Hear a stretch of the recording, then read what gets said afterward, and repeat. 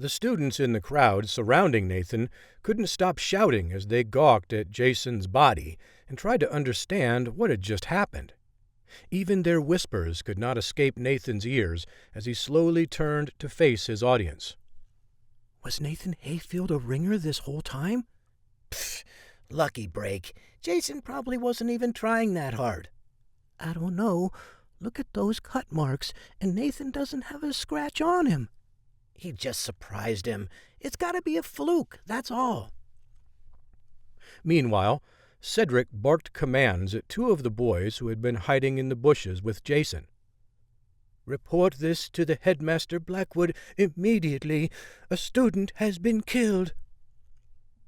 He abruptly turned to the other boy as the first took off, running toward the academy walls.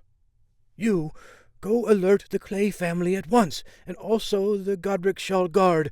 Nathan Hayfield has just now mercilessly and illegally killed Jason Clay. Despite his initial shock, Cedric remained confident he could handle this matter with ease for his family. As long as he testified to the illegality of the fight, Nathan Hayfield would fall to the executioner's axe, or, worse, perish in the dungeons under Duke Godricson's keep. He knew that nobody in the crowd would dare to go against his claims of Nathan's wrongdoing. So what if Jason Clay is dead? The Clays were always a pawn in a greater game, and Father always said that one must make sacrifices to win the king. At least this sacrifice is about to pay off. Godricshall was, after all, the capital city of the Godricsland fiefdom, and Duke Godrickson was a fierce enforcer of righteous justice. Those who disobeyed the laws of the land would be dealt with severely. Baylor's face grew pale as he realized Cedric's plan to frame Nathan for murdering Jason. Baylor tried to pull Nathan away from the scene, but Nathan wouldn't budge. Nathan, quickly, you must run away, or the powers that be will execute you for killing Jason. Nathan simply shrugged off Baylor's arm and nodded at his friend. I fought Jason in a fair and open duel. Cedric even declared it so in front of everyone. If I leave now, I'll only cast suspicion on myself. As for you, it would be best if you ran back to your dorm. I don't want to drag you into this. Baylor sighed, but rather than run away, he stood beside his friend. I'm already in it, Nathan. This only happened because you saved me from that scoundrel. If you're staying, then I'm staying. We'll fight this thing together. Nathan nodded again and admired his feeble friend's courage. He was now even more determined to see this incident through, no matter what. Cedric, on the other hand, cackled and sneered. Yes, just stand there and be executed together. Make it easy for us. I wonder, should I tell them to execute Nathan first? Or would it be better if I make him watch in chains as Baylor dies? As Cedric and a few of his lackeys laughed, Nathan approached them, his hand on the hilt of his knife.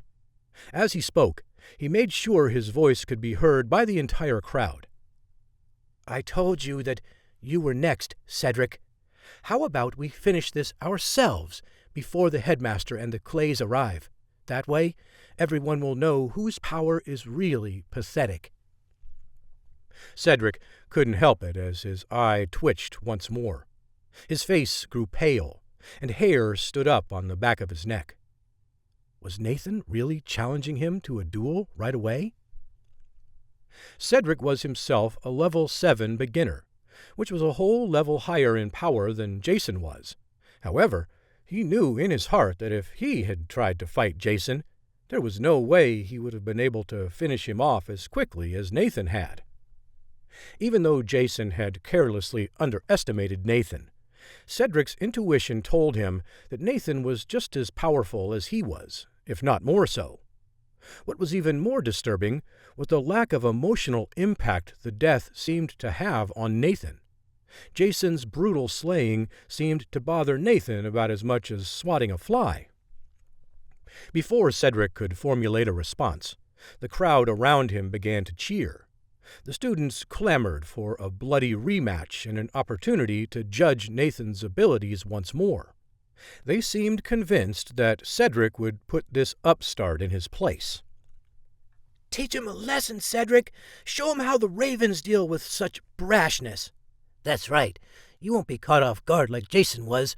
Avenge Jason Clay before the headmaster arrives." "There's no way Nathan could survive a duel with Cedric. I bet you Nathan falls in less than 10 moves." Normally, Cedric would have basked in the praise and flattery, but now all he wanted to do was tell his followers to shut up. The last thing he wanted was to go head-to-head with Nathan. All he could think about was getting the hell out of there. If he refused to take on Nathan, he'd be ridiculed, and his family name would be dishonored. Just as Cedric was about to be forced to accept the challenge, a voice boomed out across the field. "Nathan Hayfield! How dare you murder another student on the grounds of this illustrious academy?" Headmaster Drogan Blackwood approached from the walls of the school, his face beet red from rage. Behind him trailed a line of academy trainers and instructors. Nathan met his principal's gaze and did not flinch. "Ah, Headmaster Blackwood, I'm surprised to see you, given your habit of being nowhere to be seen during duels. That is, of course, until one of your patron's sons loses. How convenient." The entire crowd gasped at Nathan's impudence, but in truth, everyone knew that Headmaster Blackwood had been hiding within the walls of the academy, or even watching through a spyglass in his tower, hoping that Jason would finish the job this time. "Huh! It's no surprise to hear slanderous lies coming from the mouth of a murderer. Ah, finally, the proper authorities." Blackwood smirked as dozens of heavily armored Godricshall guards, armed to the teeth with long spears and halberds, arrived and immediately surrounded Nathan and Baylor. Their weapons lowered to create an impenetrable ring of spear points around the two boys. Nathan slightly cocked his head toward Baylor. "Let me do the talking." Baylor nodded and gulped, terrified by the might of the Godricshall guards.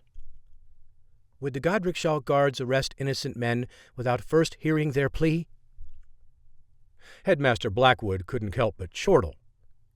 "Innocent? Please, these two ruffians are the worst apples in the bunch. I've warned them time and time again to play nice with the other students, but they never listened. Now look at what they've done. A student has been killed in cold blood." Blackwood's acting chops were superb, and it was clear to all present that the guards would undoubtedly take his word over Nathan's. Nathan mockingly clapped. "What a fantastic performance, Headmaster. Are you sure you shouldn't be teaching at an acting school? If you plan to have us executed, why not come closer and face me yourself?" Drogan Blackwood couldn't believe Nathan's audacity. No student in the history of the academy had ever spoken to him in such a way. The headmaster was rendered speechless. Nathan turned to address the guards as the spears circled around him and Baylor began to close. They were growing tired of this banter. Nathan raised his hand to hold them off. "Wait, please. Nobody was murdered in cold blood, and Jason wasn't a victim. He instigated this whole situation. Jason Clay and I agreed to a duel to the death publicly in front of a crowd of our peers. Cedric himself agreed to be our witness. Every student here saw it with their own 2 eyes. Ask anybody." Drogan Blackwood grumbled as he turned to the crowd of terrified students. "Is that so? You, and you, tell me what happened here, before our arrival." Sorry, Headmaster. I was standing too far back. I didn't see it clearly. When I arrived, Jason was already dead. I didn't witness it. I swear." Cedric smiled a toothy grin. Nobody around him would dare go against his word and risk the wrath of House Raven. It was basically a guarantee that anyone who spoke up would be found dead in the chambers the following morning. Therefore, even those who wished to testify on Nathan's behalf stayed silent. "I'll testify. I saw it all, and what Nathan claims is true." All eyes fell on Baylor Graham as he walked past Nathan toward the guards. Headmaster Blackwood scoffed. "Oh, please, disregard him. This boy Baylor here is nothing more than Nathan's lackey. He collided with Nathan to take down Jason. So, naturally, he has no credibility." "Out of my way! Which one of you bastards killed my nephew?" A new voice roared as everyone turned to see a group of men dressed in sand-colored cloaks. House Clay had arrived. The middle-aged man who had spoken was known only as the Golden Axe. He sported a massive golden battle-axe over one shoulder as he shoved his way through the crowd. Golden Axe was Jason's uncle and brother to the head of the Clay family, Lord Byram Clay. Nathan immediately recognized the teenager by Golden Axe's side, Jason's older brother, Michael Clay. As Golden Axe and Michael drew closer, their eyes fell on Nathan. Michael unsheathed his own much smaller axe and prepared to charge Nathan, but was blocked by the Godricshall guardsmen. "Out of my way, you metallic metalheads!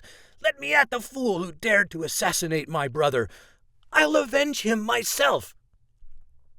"Enough, Michael. Don't make a fool of yourself. Headmaster Blackwood is perfectly capable of handling this matter for us in a proper and impartial manner." Golden Axe, while clearly furious himself, knew how to remain calm in tense situations. He nodded at Blackwood. "Thank you for your trust in me, Golden Axe. Since these knaves have no evidence to the contrary, I demand the Godricshall guards immediately execute these murderers at once." Once again, all were amazed by Nathan's composure as he began to laugh. He addressed the crowd of students and instructors. "Who could have known that the Academy of the Mystic Blades, renowned for its ability to produce fearless, spiritual warriors, could be so meek and mild? All of you saw what happened here today, and yet you remain spineless cowards in the face of the truth. Fearless, spiritual warriors, my ass! What a joke! All of you should be ashamed." Blackwood gritted his teeth, more than tired of Nathan's jeering. "Enough of his poisonous tongue! Guards, attack!" Nathan tensed up as Baylor stood behind him. The Godricshall guards began to march forwards. Their wall of spear tips were pointed only inches from Nathan's face. He had to act now, or both he and Baylor would be skewered in seconds. "Hold! I have something to say." Suddenly, a cold voice cut through the crowd from the rear. All eyes turned toward its source. A dignified youth in a light blue cloak passed through the throng and approached the guards before addressing Cedric. "Cedric Raven, you dishonor all sons of the High Lords with your empty words and lies. A true High Lord's son never goes back on his word." The crowd couldn't help but murmur. "Stuart Lightstone? What's he doing here?" "This is crazy! Who would have thought a Lightstone would go against the Ravens to back a Hayfield? Unbelievable! Why would the legendary Stuart Lightstone be sticking up for Nathan Hayfield, of all people? I mean, Stuart's the strongest student at the Academy by a mile." Stuart Lightstone locked eyes with Nathan, who couldn't believe his own luck. Stuart was the youngest son of the High Lord Lightstone, one of only 3 High Lord families to rule the fiefdom under the Duke's command. Not only were the Lightstones an influential force within Godricshall nobility, but they were considered more powerful than the other 2 High Lord families combined, including the Raven family. Stuart Lightstone nodded respectfully toward Nathan Hayfield, who nodded back. Headmaster Drogan Blackwood wiped a bead of sweat from his forehead. Young Master Lightstone, what a pleasant surprise!